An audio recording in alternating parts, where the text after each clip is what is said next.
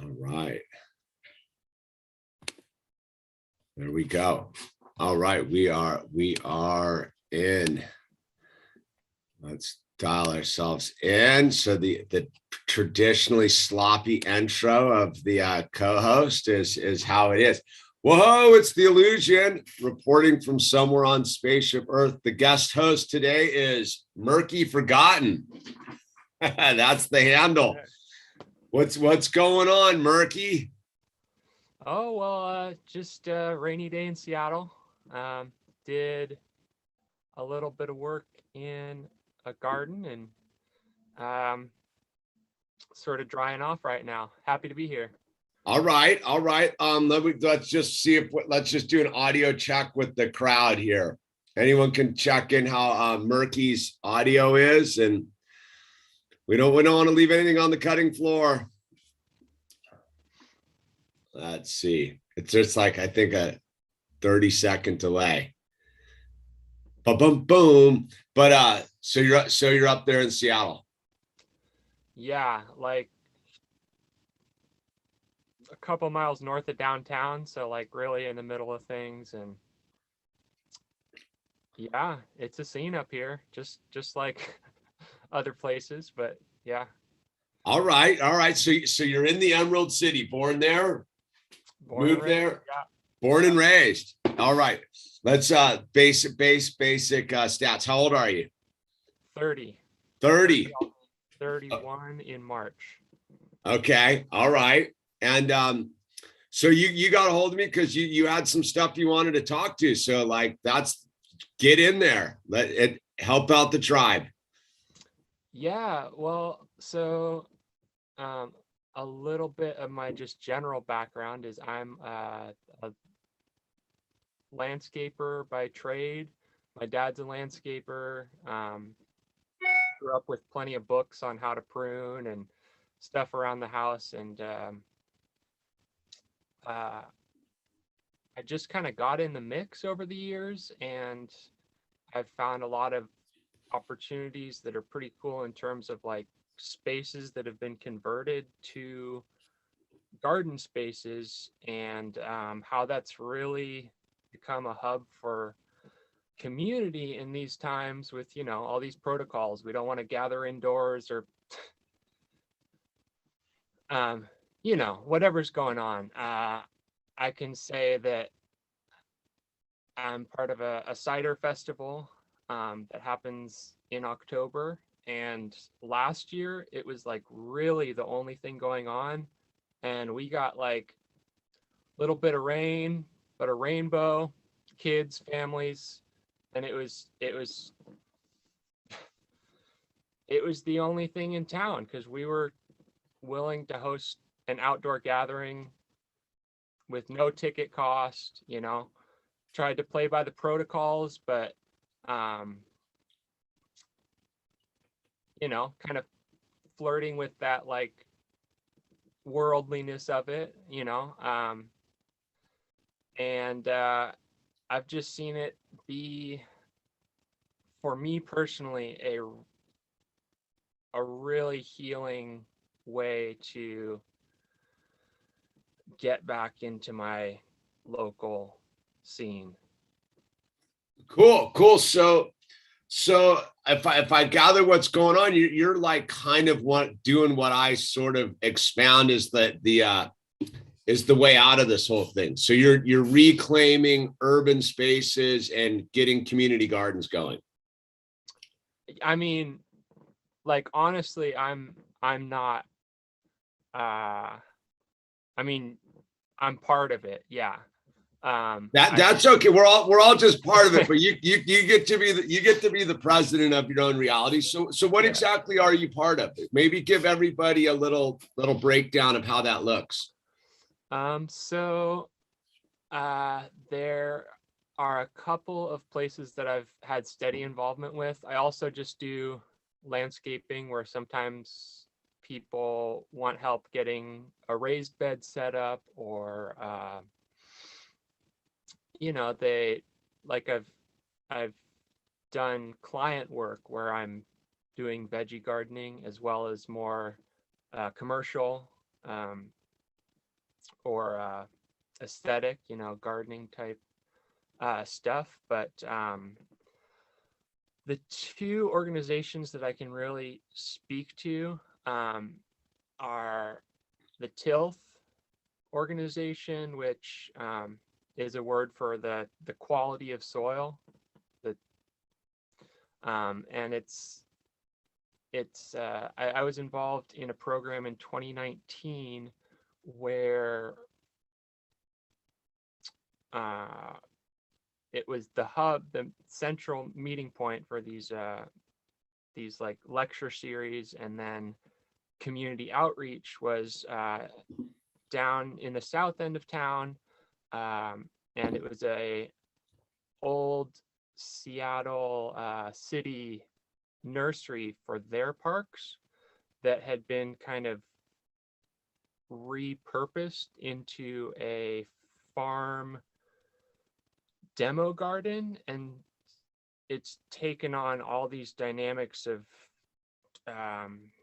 education and also community gathering. And another one that is really close to home, and where I mentioned the Cider Fest, is called Freeway Estates Community Orchard, and they have a website that you can look up. And that one's pretty cool because it is right next to the I-5 sound barrier, like right up against the sound barrier of I-5, like near the University of Washington on the west side. And it's this little slice of city land that, or Washington Department of Transportation. And they have these areas in the state that you technically can lease out like an Adopt a Street program, but they haven't gotten too many takers. I think I heard today there's one also in Bellingham, but we've been doing it for a few years. It started about 10 years ago. And so there's also one near my house that used to be an old school or facility for wayward women, and it's been converted into a pea patch. And basically there's just a lot of potential for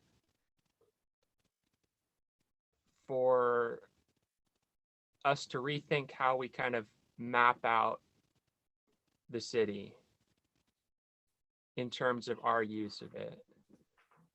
Yeah, I think that it's, one of the things I've been trying to, we in Los Angeles here, we had I forget what their name, I think they were called the Guerrilla Gardeners or something, and they've gone down and taken an old chunk of, I think, railroad yard area and just planted like a huge crop of corn in downtown LA. And their basic thing was trying to get this guerrilla gardening thing going on, sort of in the I think kind of in the spirit of Johnny Appleseed, the mythical Johnny Appleseed is we have all this space and we're just sort of wasting it on non-edible food and in these communities that don't have nutritionally dense food.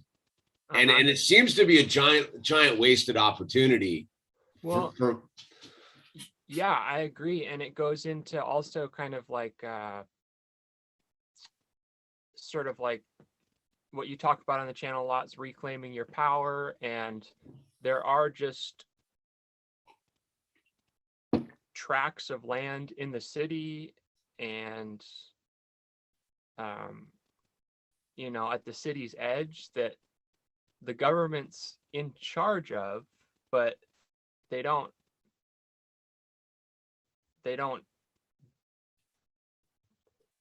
if someone comes to them with a proposal about how to use it differently, they will play ball. Okay, I think what you're bringing up is kind of interesting, right?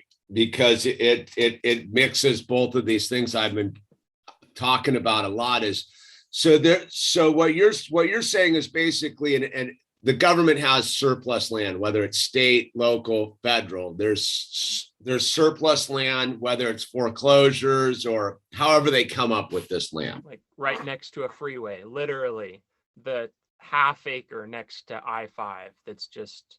And it's on the non-traffic side of the sound wall. Or right. is it? Yeah. Okay, so it's on the clean side of the sound wall. Yeah. Yeah. But it's just sitting there, half an acre. Uh-huh. And so this group that you work with, they went and approached the city or Washington Department of Transportation and said, hey, we want to take stewardship of this chunk of land. And WDOT is it WDOT? What do you guys, we're ODOT down. ODOT's Oregon. WashDOT. WashDOT. So, Okay. yeah. WashDOT. So they went to WashDOT, and WashDOT, I'm sure, was more than happy to get the maintenance and upkeep of that land out of their hair. Yeah, they just have to like clear blackberries periodically if it's just up to them, like.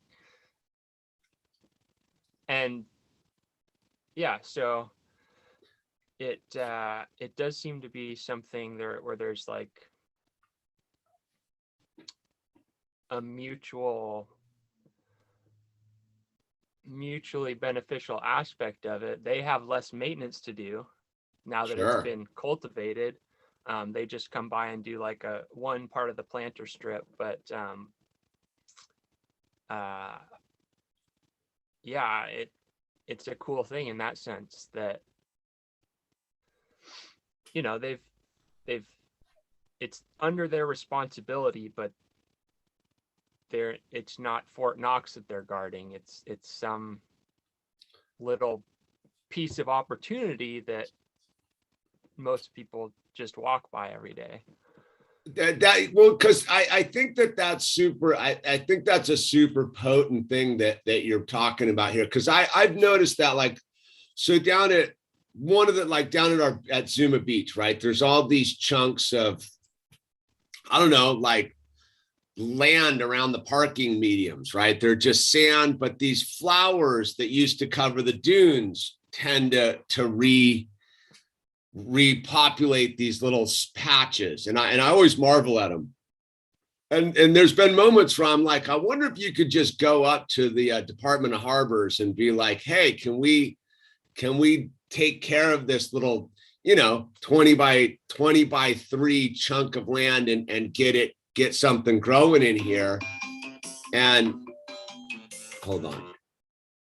And I think what you're kind of illustrating is, if you don't know till you ask, right? Yeah, that's definitely part of it for sure, is just don't know till you ask. And that being said, like, it takes a lot of effort, and there's like signage and regular work parties and people who live just a couple blocks away that are super committed. So it doesn't, like, it's almost like, once you ask,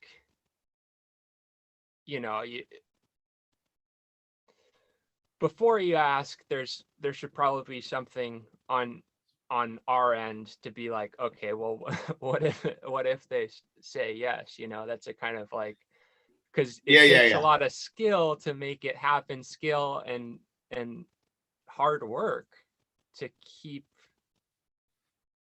Sure, it's the dog who catches the car, right? Like, you need to know what you're doing. But I think what you're kind of also getting to is it's this chance to build community again and get to know people on a simple level of basic agriculture, and be like, I wasn't there on day one, but I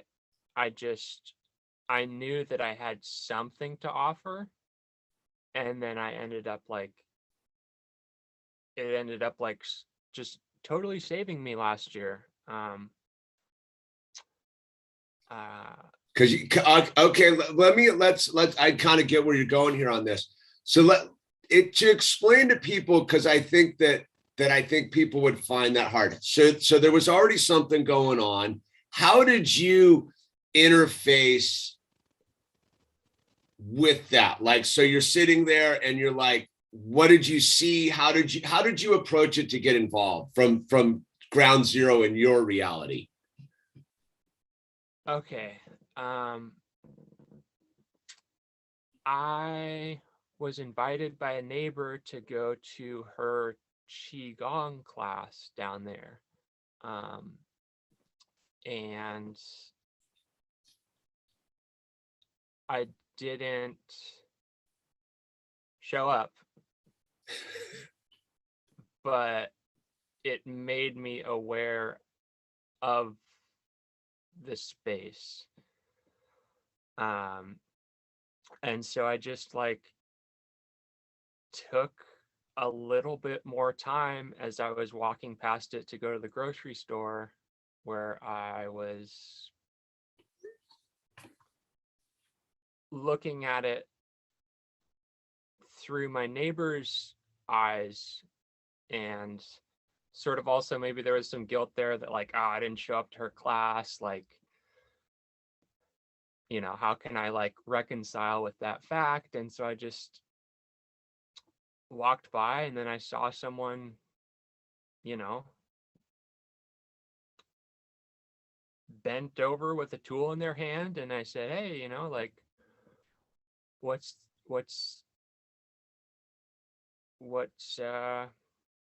going on here? And yeah, I just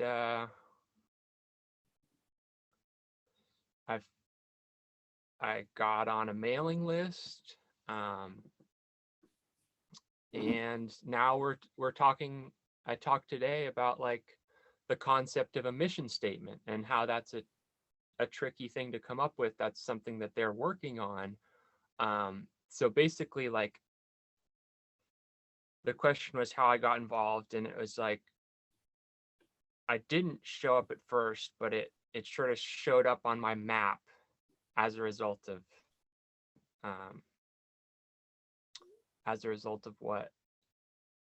what I didn't go to, and then I just started volunteering.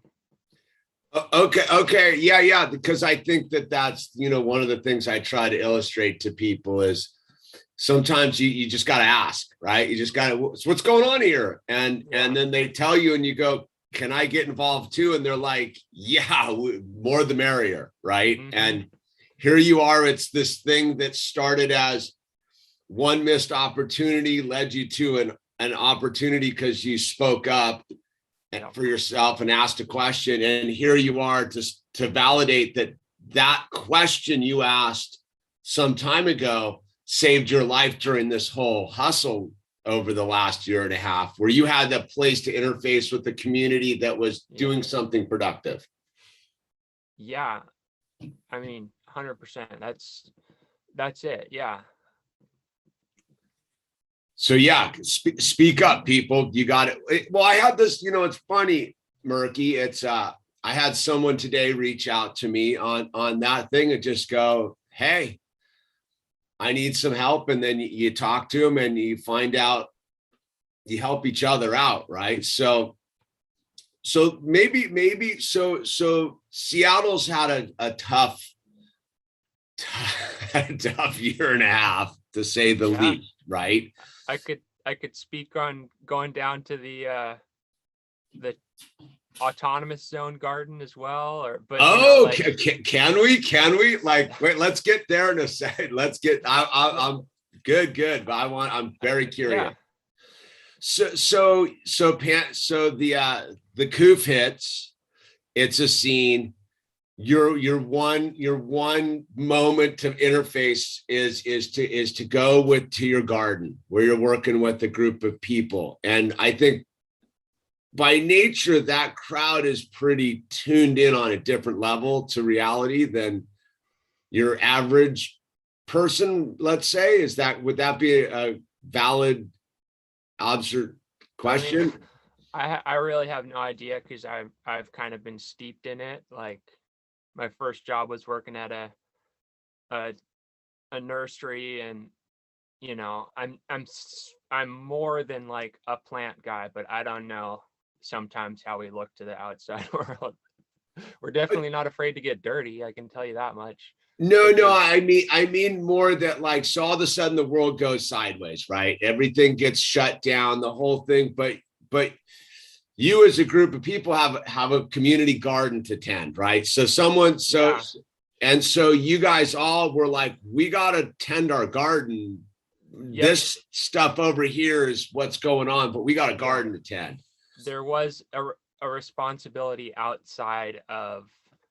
um outside of our little safe box, the outside the home. And yeah, it um yeah, there was just stuff to do. I mean, I have a little bit of a garden set up here at my parents' house, and so yeah, it brings you outside, and that immediately kind of transports you outside of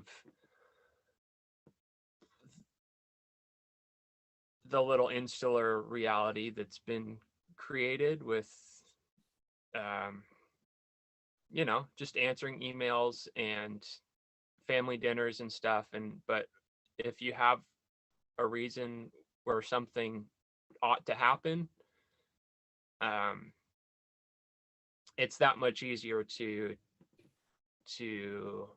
attune to the frequency of what's going on a bigger level, because you're not just doubling down on you know the commute to work, and then the comfy couch and the 6 o'clock news hour. Like yeah. And so like with like Black Lives Matter and that stuff, there was a lot of signs in my neighborhood. You know, it got pretty political, but the community garden was a place where some of those topics could just be like approached, you Oh, know, okay. without having to fear about like, is this going to affect how my coworkers think of me? Yeah, it was really like, I don't know, maybe you have something similar, No, surfing, or no. I don't know what, Well, but no, like, I think that's fast. That's an interesting segue into it, because here you are. It's a group of people that are invested in the soil, propagating plants, making this space be productive for nourishment, right? So I think that does break down a barrier where you can each are putting your hand in the soil. So it there's a common bond right there yeah, that's yeah. very tuned into the electromagnetic nature of the earth, right? Oh, yeah, yeah, for sure, for sure. It is like, in terms of frequency, there is something literally grounding about going outside and having your hands in the earth. And some of the upper atmosphere stuff can, you know you can look up and say, oh, there it is. uh like, anyone who had their business damaged, or like so on and so forth. But at some point you just have to return to the matter at hand, which is a good thing. And like, electromagnetically, yeah, they do say to just get out there and put your feet in on unpaved earth. So Yeah, get your bare feet in the soil, right? Get grounded again. Let me ask you this. So you guys came out of the thing at spring up in Seattle. It's the, I know how the days get up there. I lived in Portland for a long time. So it becomes a moment where like we got to get, it's the season is now. Chaos erupts, the madness of the city, the whole thing last year. what are you guys growing on your half acre there? Mm, there a lot of things. There's an emphasis on sort of demoing fruit trees, which if uh, if you've been in that realm, you know that like you can mess up a fruit tree by not taking care of its planning for its growth, basically. So there's an emphasis on fruit trees, apples, persimmons, but there's also a lot of uh, blueberries, tomatoes, and greens, all of which go to a food bank that's like half a mile away. Uh, and then there's some more obscure ones. I think we tried to get like a native pawpaw to grow, and it was, but then there's herbs, a little bit of this and that. And it's the cool thing is that it's like curated for not knowing who's going to show up, where there's a little space devoted to like, oh, have you tried to trellis your tomatoes recently? This is what we did for this year with the trellises. And there is sort of a responsibility to show a bit of everything, and rather than the focus be just on like big yields in terms of like a commercial setting. So there's a little bit of everything. Okay, and so you guys are giving the food to the food bank. I think that's interesting too. So it's not a it's actually going to feed the undernourished, basically with this homegrown food. Yeah, and people who wouldn't buy, or a demographic that wouldn't buy fresh greens for themselves oftentimes. I mean, I can tell you from experience that when I'm not feeling flush, I don't spend as much time buying produce. I think ramen noodles, sure, like pre-packed hamburger patties, like, there's a real treat to someone getting fresh greens that they wouldn't otherwise get, or fresh grapes. I mean, incredible produce, not tons, but yeah, that's a real service to it, because you start to realize more acutely like what it is you're offering, and that you're not like competing with a 10,000 acre wheat property in Eastern Washington. You're doing your own thing that maybe wouldn't exist if you weren't directly a part of it. I know sometimes when I went to food banks in the past, the grocery stores would donate stuff that was a little bit on the edge. And we try to give away fresh stuff. I like that. I think that what for me, like when I hear this, is you're kind of doing what I sort of envision the solution is to a lot of these problems that we have is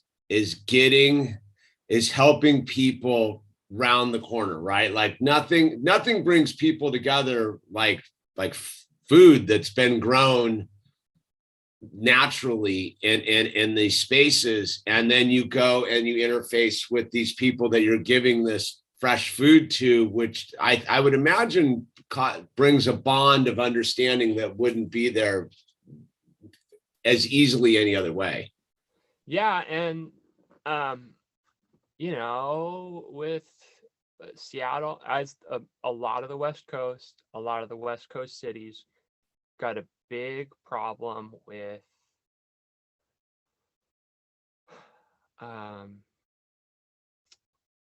like I live with my parents, but like people of means, whatever, you know, like not even knowing how to show that they care, and, you know, getting a check of fiat currency is one thing when you're struggling, but it's kind of cool to know that like someone grew this less than a mile away to give to you.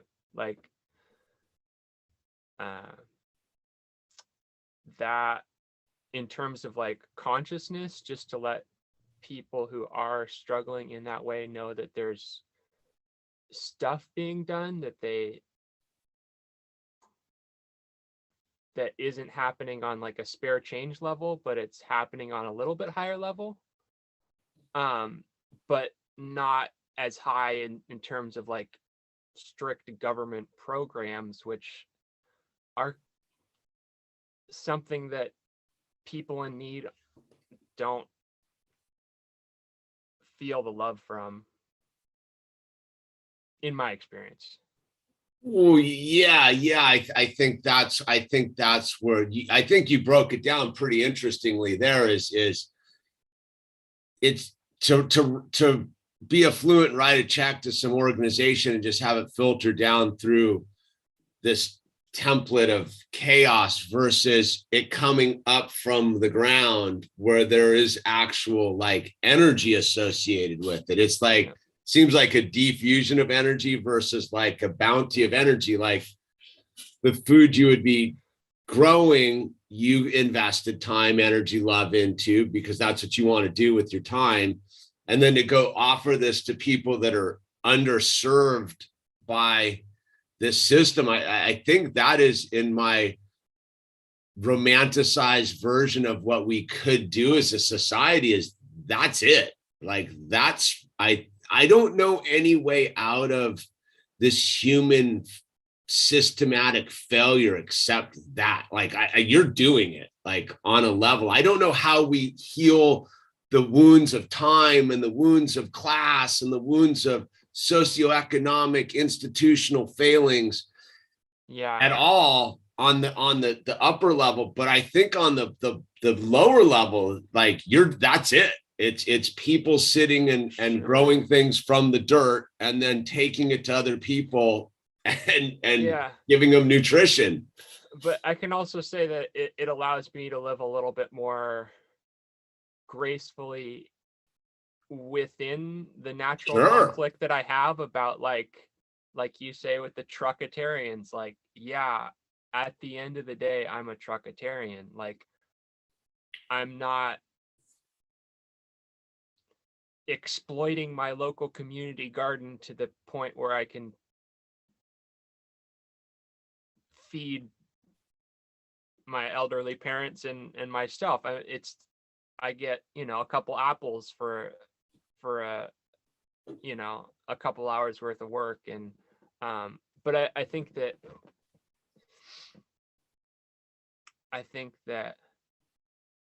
I appreciate hearing that. And also I want to say that it allows me to live a little bit more gracefully within the conflict that we're all facing, like in terms of like, you know, I'm on this channel a lot, I'm on YouTube a lot, and I'm sort of digitized and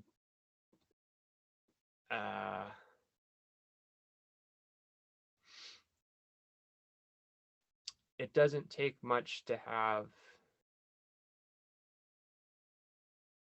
make that okay in the big picture, because you're sort of more able to chart a way out of the habits that you're not happy with. Like, does that make sense? No,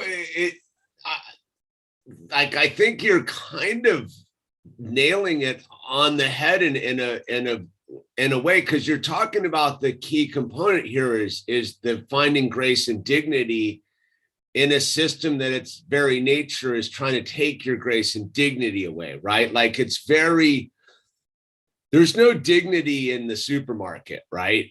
Like, yeah, Yeah. we go, we get our food, we do our thing, we go about here, but it's very utilitarian, right? And you're talking about like having the dignity to be able to go and do this thing on a community level, affect a positive, even small ripple, but affect Yeah, a positive ripple, definitely is. and then ultimately bring some of that positivity back home, so you're not sitting in your personal space being like, I'm powerless. I'm like, oh my God, what am I going to do? Like, this is all going to crush Yeah. me. Yeah. Like my first thought about like the stimmy checks was to just freaking cut it up into ribbons. And um there's so much and then I spent it, and I was sort of like uh just um there's just a lot of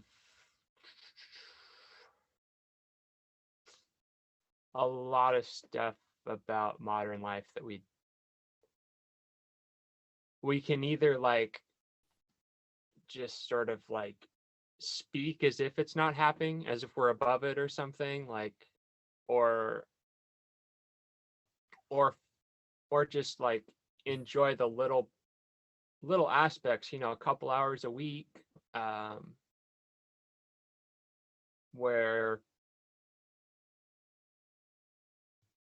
we're we're mapping out something that really is better, that feels better. Yeah, yeah, I mean, that's the thing. I think you kind of hit on something else too, is when you really get down to this thing of like, why so I think everyone should try to grow their own food, is to realize how hard it is, and B, how much you actually need to like pull this thing off. Like, when I'm hearing, Yeah. like you say, I got a couple apples out of the deal, right? It's yeah, I get stoked to have a couple beans I grew out of the backyard, or some tomato or something. But when you really get to truly being able to sustain yourself agriculturally, you realize that like how dependent upon you are on these trucks. And Yep. if the trucks don't move, you don't eat.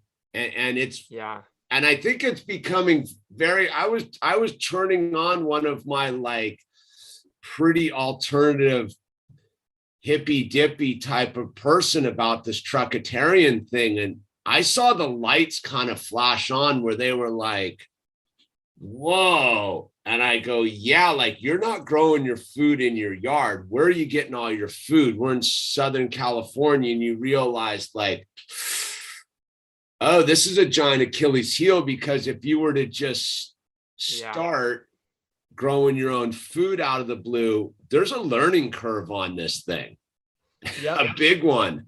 And I also think, like I said, I grew up with plant uh books all around the house. I neglected to mention that I didn't really touch them for the first 25 years of my life. Like, Like a good son would. yeah, no, Dad, I don't need to learn the plant names. Um, Come on, don't bug me about that. Anyways, um, I want to say that it's not all going to show up on Google. There's the t-shirt. Yeah, I mean, I get so much from the people that's like word of mouth knowledge, kind of folk knowledge, where you get into a dynamic conversation where you don't even have that much to add on a level, but you're like, hey, I'm wondering about why my tomatoes like started turning yellow. Did that happen to you? And there's weather dependent factors. There's a lot going on that happen at a community level versus when you just Google how to grow tomatoes and then get someone in like Fiji who's saying like, yeah, here's my homestead, and they're just like just gushing with stuff, and then you're sitting there in like kind of a soggy April day in Seattle or something, and you're going, like I could I Totally. could take something from this, but like Yeah, I know what you said. I was watching some Australian farmer guy like one day, and I was like, and I had that same like moment. I was like, his advice isn't going to work for me. I'm like in a totally different setup. But that dude's like, the climate might be simpler, but he's in some like pastoral like thing and like got this going. I go, I'm trying to wedge this in my backyard with this stupid tree that blocks my shade. And and like totally. you know, and I'm like I'm trying to like move that. It's this thing where you're like, and it really is I think that you nailed on something I think is highly overlooked with this is growing food is definitely a community effort to just cross-reference what works, what doesn't, from someone who's already invented the wheel for your area. And that, I mean, now might be a good time to talk about what I saw when I went to the autonomous zone community garden. The infamously failing community autonomous garden. Was it Oh, well, that was it wasn't. I mean, it was really interesting. Okay, let's segue over to the autonomous zone here. But from down here, one of the classic photos was of the garden, the pile of dirt with with the wilting plants and on the grass, dude, which was this sort of meme stereotype of look at these idiots, dude, they can't even look at how failing. So I think that would be what the world viewed as what was going on with this autonomous zone garden. I mean, give us your firsthand experience. I didn't do any gardening there because I was scared, because there was like people living in tents 20 feet away and they were yelling at each other. And what I saw was like, let me back you up for 1 second. So for people who don't know, let me set the stage a little bit. Last year, during all the riots and the chaos, a section of Seattle and in the Capitol Hill neighborhood, correct? Yep. Was taken over by anarchists, BLM, Antifa, a whole swath of people. They took over the state. Just ravers, people who wanted to, like, lunatics, people who just wanted to camp out, and the homeless. So they take over this whole zone. I would gather from it wasn't going on too far from where you're at. It's a different neighborhood. It's across. So like the university district is closer to where I live, and there's like a bridge, the I-5 bridge, and then you get to downtown, and Capitol Hill's closer to the urban core. Okay. I'm kind of familiar with where you're at. It's like definitely close, relatively speaking.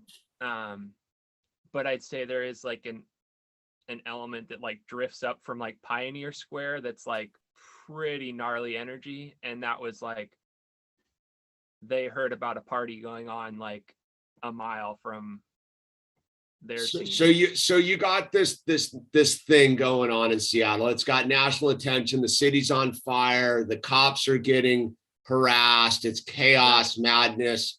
So you're sitting and you're like, I'm going to go down and check it out. like a good human being should. Go see what's going on for yourself.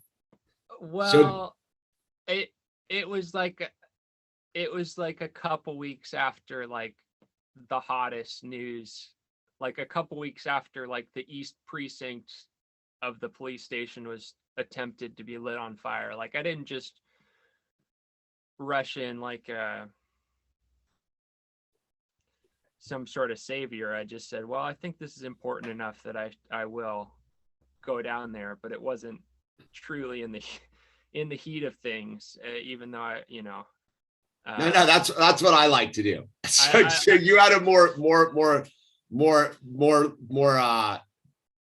a saner approach, let's say. So you roll down to this, you go, I would gather you went during the middle of the day. Right. Yeah. And so it's 2 weeks after the big dust off. It's sort of established. It's kind of gotten a rhythm down there. It's the mayor's going, we're going to have our summer of love with this whole thing. Yeah. And it's the growing season. It's time for gardening, Okay. Now break us down. So you go down there. What do you got going on? What do you see? I mean, I think my number one thing was just like logistics, in terms of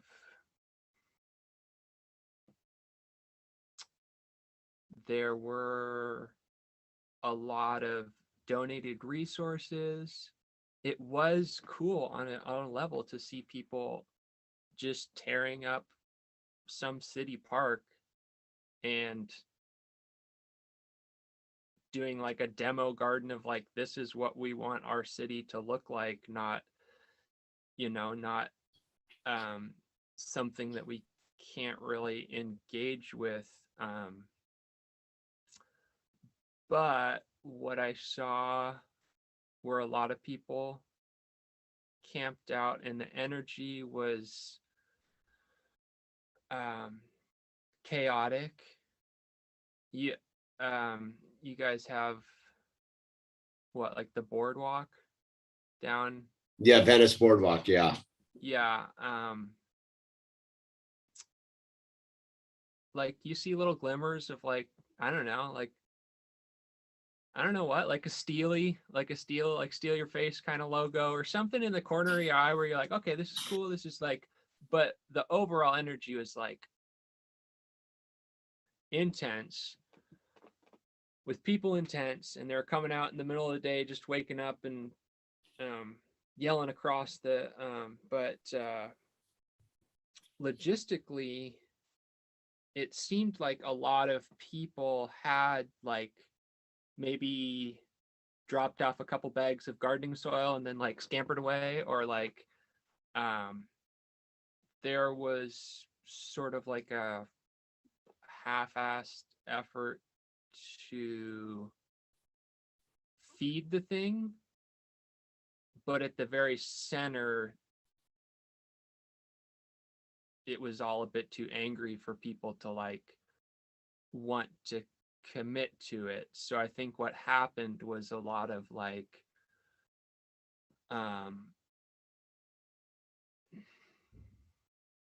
I don't know, I can't speak to like who did the work. I tried to reach out, but I didn't get anything back in like April. But I can't really speak to the initial feeling of why people decided to lean into this idea. I think to be autonomous does involve like taking back the land from just no man's land manicured by the city government. But what I saw was that logistically they were going to have a hard time getting water. They didn't seem to have a plan for sustainable water systems. And that's kind of trippy too, because sorry, I'm rambling. I can't even focus my thoughts on this, but like it let me try to help you out here. So you get down to this thing. It's these people that good intention, bad intention. They're reclaiming this autonomous zone. But what I gather even from what we were saying is there was a certain level of internal conflict within this group of these massive people that like, instead of really trying to sustain themselves, they were in their own conflict. Would that be safe to say? It was just so chaotic. Yeah, I think they were on their own trip, and I didn't feel like this is a garden that I could see myself in. You did. You were like, I, oh man, I'm bringing my shovel and my hoe down here. I'm in, dude. I sort of like leaned into a couple like row crops, and then I was just like, okay, well, time to go. I didn't see a place for, for myself, even though I have some of the skills. So I think we're hitting onto something sort of interesting here, right? Like where I watched it is where I went and infiltrated a little bit of this and was on front lines and some of this other thing. I think there's a certain level of people that want to reclaim aspects of our system and our society, right? Mm-hmm. And so something like this situation occurs like at the Chaz, and you're like, all right, let me go down there because like, wouldn't it be nice, dude? Wouldn't it be nice if the people that were doing this actually were going to do it for real versus like it being this chaotic mishmash of conflicting ideologies and personalities. Mm-hmm. And the simplest way to prove that we're doing it collectively would be a garden in the center of it to nourish the soul. On right? Some level, it's just like an awesome thing that happened. But they didn't ask for permission. Like with the place that I'm involved in, then you say this, there are channels to go through that most people just don't make any use of. And there's also like guerrilla gardening where you just go and plant something kind of out of the way in the middle of the night. And then there was this, which was so the Chaz autonomous zone, what I saw was so idea heavy. Like instead of signs talking about the plants, there was signs talking about,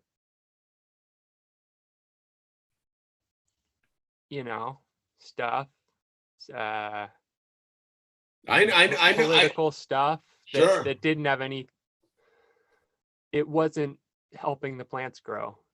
To say like, this is where we need to say this. Like, I love, dude. I gotta say, I love how you're being super kind to like what it is, and I get it. My city, it's my hometown. I know it. You love your hometown. We all want our cities to thrive. We all see that the oppression of this state is unbearable, and I think when I hear this, what I'm kind of getting at is there was a moment, right, where these people by sheer force seized a part of the city, but their unresolved personal issues, whether it be political, ideological, they came to this blank canvas moment of where they could have done something, and then it immediately fell apart because they weren't autonomous to their own emotional and spiritual state of being. Because if you were, your first priority would be getting the sustainability of these plants going. Like you can't, if you want to break free from it, you got to break free from the trucks, right? And so the idea was there, but the environment got so hostile that I think a lot of the people who maybe dropped off soil bags in the beginning didn't feel like they wanted to give any more into it or something. No, Um, that makes total sense. I think that's really where I think it's was a microcosm. I think it's I want to actually come back and maybe do this again and focus on this, because I think this is a microcosm of where we've been given an opportunity of this time of ours, right? This weird thing to have to truly self-reflect before we take it to these reclaimed spaces, whether it be out of the city, in your own house, is if you bring your bag of garbage with you inside of yourself, yeah, Jordan Peterson would be mathed out on you, dude. I know. I know was gonna say something about it, but I was No, like, I'm not here to like hassle anyone about their scene, dude. But you get it. No. But yeah, no, it hits home. Well, no, it's tricky. It's well, and then the images from my hometown, like I went to community college, like right there. I was working a seasonal job this year, right in that pocket, and images from those, rapid choices that a few people made were just spread all over the world. Yeah, like, yeah. Look at what a joke, it's like, look at what a joke it is that people are trying to grow food. Like, oh dang, I wish that wasn't the message that was coming out. Or like, not that they were trying, but the results themselves were on display for way more people than they had anticipated, I think. Well, I think what you also saw was why the socialism construct would fail is because at the end of the day, most people don't want to get down and get dirty. Like you look at what we started the conversation with your half acre. It's a bunch of people working collectively to take care of another group of people in their own spiritual self. You work together, you plant things. I'm sure there's a little bit of friction every now and then and a lot of love, too. And you resolve your things.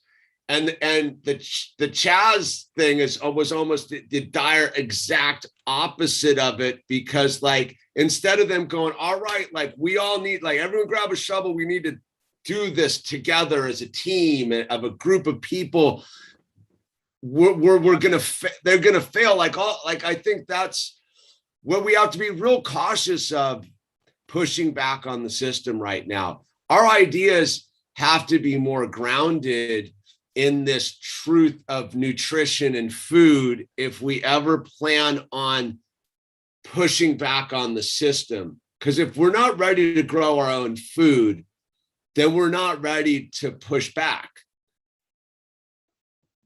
Right. You know? And that lack of knowledge can almost be like weaponized against us. Where sort of, I was talking about living gracefully within like a system where I'm not always like, I have to come to accept certain things about the system.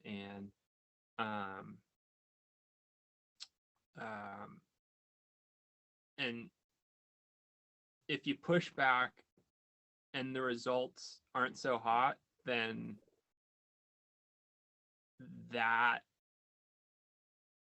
that lack of planning on our end is like, is weaponized, or is like in a pretty sophisticated way, unfortunately. Like we really have to think through what we're doing in these times in that way of like, I didn't know that it was like a meme of how silly the garden looked, but when I went down there, it was like, oh, this could be better. but the when in my scene over in North Seattle, it didn't happen overnight by any means. No. Or the other one I mentioned,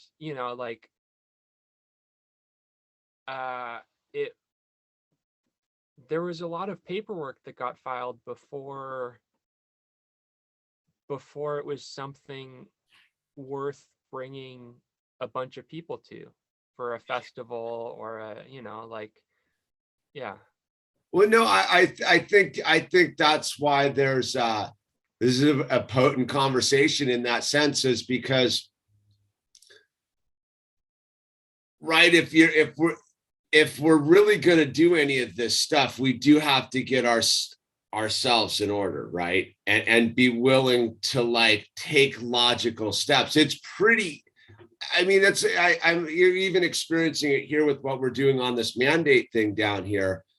Was like, I try to explain this to people. I go, I just opened the door huge for us, but if we don't handle this right, we're going to nuke ourselves out worse than if we'd done nothing. If you don't want to take advantage of this and do what we need to do, we would have been better off not drawing any attention to ourselves, because if we fail this, we're going to bring the hammer down on any more pushback. So you look at like these, and I think that's a lot of where people blew it last summer, was they stepped right into the man's trap and go, come in, you guys run the show for a hot summer and let's see what you can do. And it just turned into a debacle. And I've mentioned this in the chat that like after the East Precinct of the SPD was attacked, they built some like formidable barriers. And like what you're saying is it's all like, training day for them. Yeah, like, they hardened. Yeah. You're seeing these SUVs roll out with big grills and tinted windows, and the barriers are concrete blocks that are like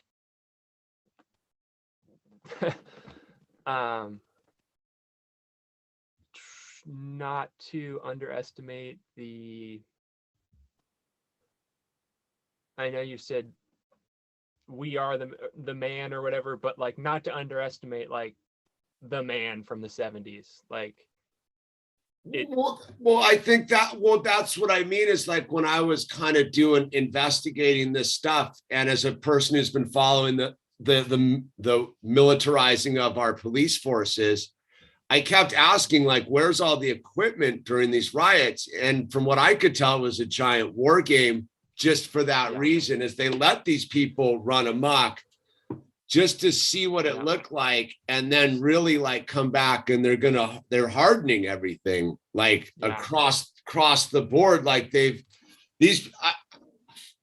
that's where you get into a little bit of like who these people are. They are the toadies of the system. They're a bunch of ideological young people who thought they were pushing back, but they didn't realize they were just doing the bidding. The same thing happened with all the people on the January date, was they literally just set the system up to harden itself, versus where I think that where we're communicating is, if we're going to do this, it really comes down to hands in dirt, growing food, and getting nutritionally dense, and getting into this level of rebuilding a society, not from tearing it down, but from growing it from a seed of nutrition, and getting ourselves in harmony with our own reality. I agree with you there, and definitely also having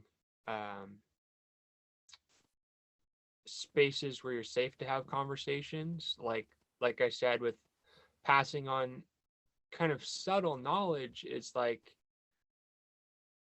if you're just looking over your head every 2 seconds, you're not going to be able to ask the questions that need to be asked. And one of the people that's in charge of the gardens has responded in kind so well to some of my stuff where I'm just like, I'm not sure what I'm doing. Should I go back to school? Should I go back to college? Like, is there a better way? And that conversation's gotten so many returns on it for me. So like, uh, definitely food, but like, I wasn't sure what I wanted to talk about when I got on here because I didn't want to come at it from like, I'm a gardener,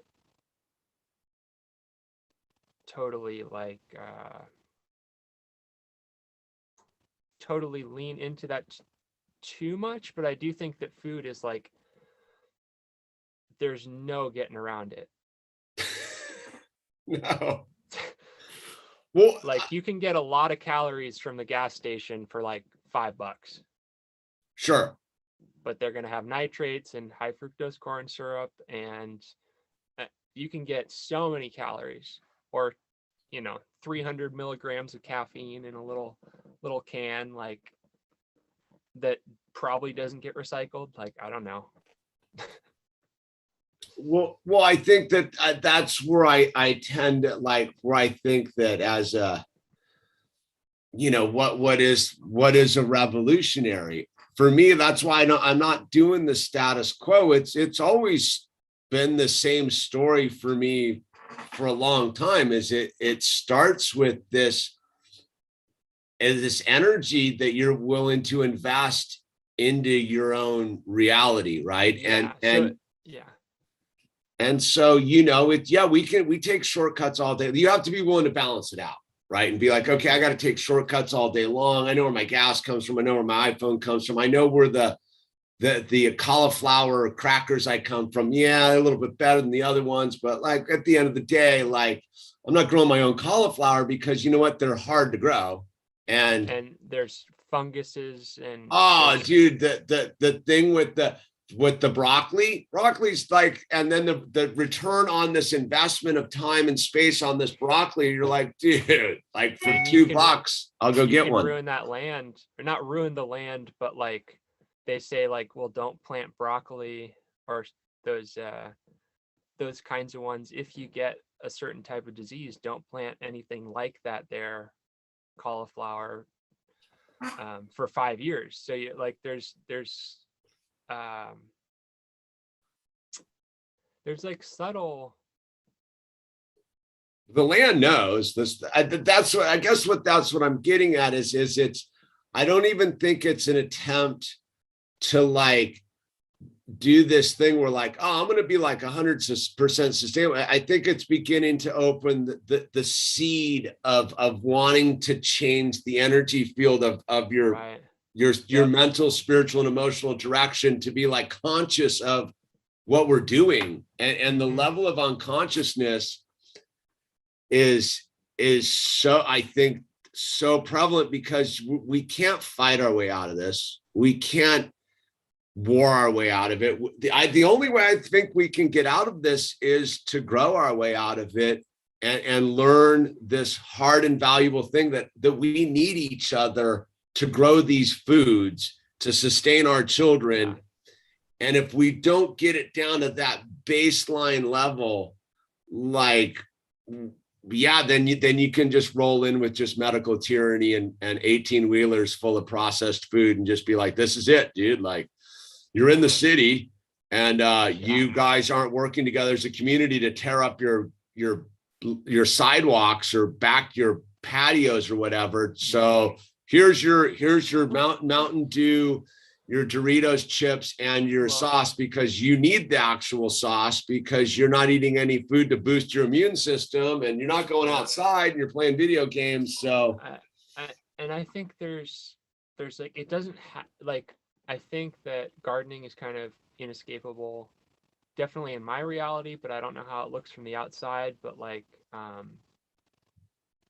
it doesn't have to be one thing, but like you have something to offer, and it doesn't have to become your whole world overnight, but it's important moving forward because otherwise if you don't have something that gives you these, access to the elderly, wisdom, like most of the people, it's like a mix of like 20 somethings and like retired people down at this. And so there's like a lot of potency for that there. And like the guy who did the rings, the jewelry, Yeah. that couple who just had Jeanette the and baby, Andrew. I Yeah. believe, they talked about like how the networking that they'd already done had paid off so well, and that it's allowing for the changes that need to happen. And that that is my 2 cents beyond gardening, because I don't know how it looks from the outside. Like if my parents have been doing it, like landscape architecture and blah blah blah, like I can't just sit here and say everyone needs to be a gardener, because that would waste the realness on some level. But once you do try to grow something, you'll see how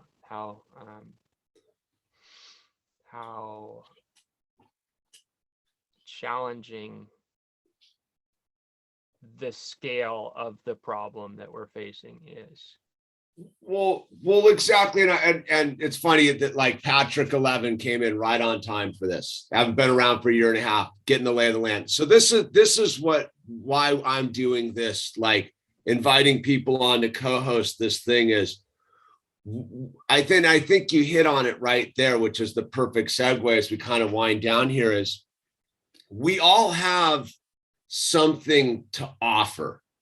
And what we have to offer, we must find within ourselves first. For you, you're on your mission with the plants and how you're going about it. I'm on my mission with and Jeanette and Andrew are on their mission with their jewelry, and Book of Uma's on her mission, and Trent's on her. But what I see going on where this turn the thing is, we all need to get to know each other way more than just chats in a comment and the stream here. Yeah, because I've been on the chat for a long time, and I know you I had to give something more because it's given something to me. So yeah. And it's this thing where we get to see the human side of it, right? We are all unique and special and beautiful beings, and we all have our problems, and we all have our accents of what we can and can't do, and we all have to start sharing each other a little bit more. And for me, that I've found this to be super good for me, because like I spent so much time on this side, like I don't know who I'm talking to, right? And to just go, oh, they're like, you're murky forgotten, and this is what you do, and this is what you're about, and this is your tempo, and this is how you talk, and it gets a lens into it, because I think that we've sort of like homogenized like ourselves into ourselves. You know what I mean? Like I live in myself. Like I can't escape myself. Yeah. But with you, like, and all these people we're bringing in, is like, it breaks my own mirror, so to speak. You know what I mean? Like I'm generally doing this, looking at myself talking. Now I can like be like, oh, let me check. Let's see what Murky Forgotten's all about. And down at the garden, there's like, for the garden where I spend some time, is there's like all sorts. I don't even want to get into it. All sorts. Yeah, there's all sorts here, and that's, I think that I because this is how it goes. Like today was the double. I got Lori coming on it in 45 minutes. Oh, And so what we're kind of doing here is this, and you kind of know what's going on, is we're not only getting to know each other, and I think it's a super important time to like get to know each other on a deeper tribal level of who we are as this community that we've stuck together through probably one of the harder times in human history in our life, maybe right now. Yeah. And as we kind of move through this, I don't know where I was going a second ago. Oh, this was it. I really want to thank you for reaching out and be willing to come and do this. I know that it's not everybody's like forte to sit in front of a camera and talk about whatever. And I want to applaud your grace for coming and communicating with us, because it's too. Yeah, it's been awesome. Yeah.